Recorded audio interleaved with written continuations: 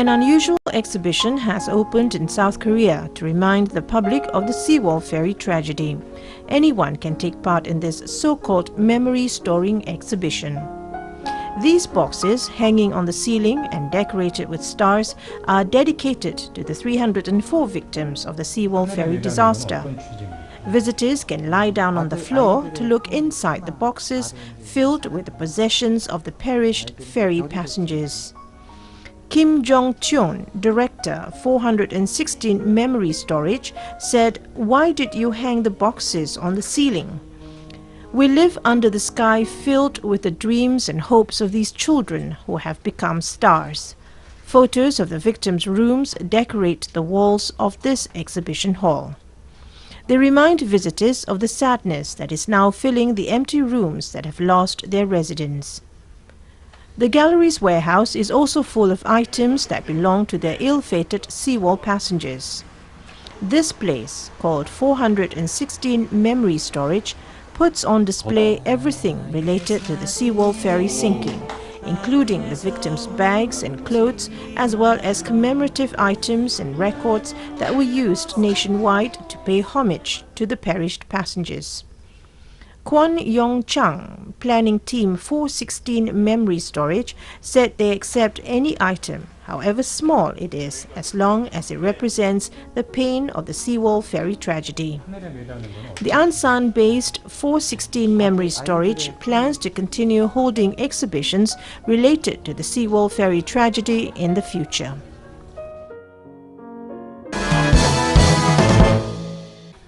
The second phase of the Colombo Outer Circular Kaduwela-Kadawata New Highway was opened to the public recently. The construction work of the Kaduwela-Kadawata Express Highway began in January 2012 with financial assistance from Japanese International Cooperation Agency (JICA). The construction work of the 8.9-kilometer road was carried out by a Japanese Theisi company. Of this, 5 kilometers of road was built as a flyover road built on pillars at marshy lands. The total cost of the project was in the region of 45 billion rupees. The road has 4 lanes and it can be expanded to 6 lanes. Motorists can travel from Kaduwela to Kadawata in 7 minutes by taking this road. Kadawata interchange will lead to the Colombo-Kandy main road. Kaduwela Interchange Center leads to Colombo Awisawela Low-Level Road and Kalania Biagama Road. Motorists do not have to pay toll charges at these 2 bridges, which are built across the Kalani River in parallel to Express Highway.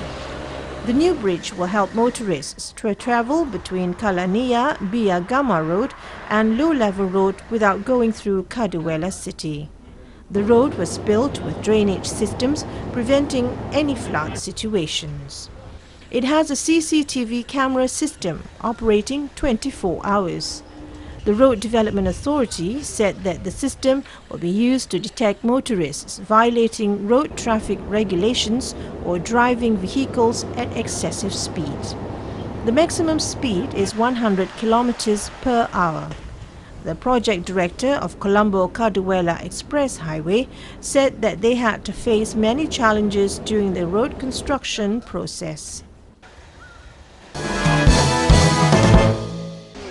Hong Kong Ocean Park announced the 10-year-old giant panda Ying Yin has had a miscarriage just 6 days after confirming her pregnancy.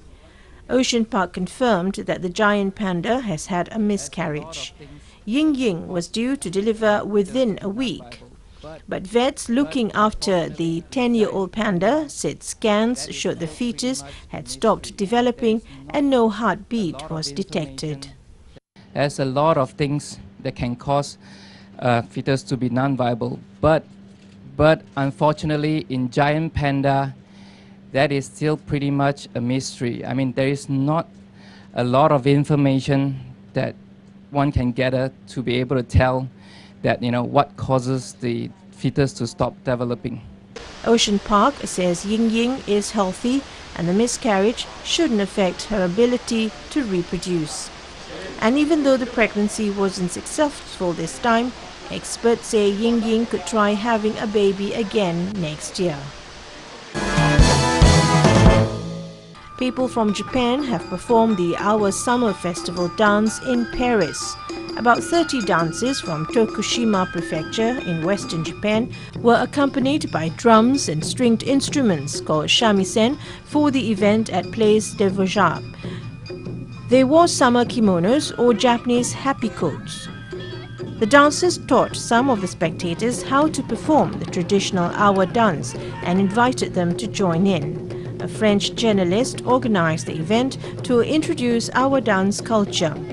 About 200 dancers will be invited to Paris for another Awa dance event in the fall of 2016. A woman said she wanted to learn Awa dance. She also said it was very energetic and every dancer was smiling during the performance.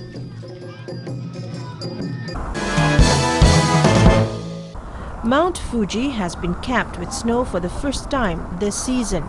Weather officials say the iconic mountain was capped with snow 5 days earlier than last year, but 11 days later than usual. The area around Japan's highest peak was covered with clouds on Sunday morning, but the white snow above the 8th station became visible in the afternoon. The officials say the first snow was observed at 3:40 p.m. on Sunday. They say the temperature at the peak was minus 2.5 degrees Celsius at 7 a.m. Tourists visiting Lake Kawaguchi at the foot of the mountain took photos of the snow-capped peak. A man from Saitama Prefecture said he was glad that he could see Mount Fuji covered with snow. The Central Exhibition Hall of Uzbekistan Fictional Academy recently organized a show Sand at Korla Sulolasi, or Dynasty of Artists. The exhibition included works related to the creations of Uzbekistan art figure Sadullah Abdullayev and his children Jamshid Abdullayev, Fatima Ibraminova and Zukra Umarova. For many years, painter Sadullah Abdullah has been teaching the students of the Kamolidin Bekzod Institute of National Art and Design. Despite the fact that portrait genre plays a main role in the creative works of an artist, his works displayed ancient towns, national traditions and cultures, attracting the interest of spectators.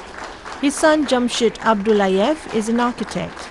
One of his daughters, Fatima, works at Tashkent State Technical University, while another daughter, Zukra, is a young researcher at the National Art and Design Institute. J. Abdullayev artworks mainly includes memorial sketches along with landscapes of nature. Meanwhile, Fatima and Zukra displayed their creative works in the spheres of art such as national clothes design and still life. At the show displayed a number of pictures of the artists' artworks, especially the works entitled Tongi Subat, Dawn Talking, Samarkand, Sahar Manzarasi or Samarkand.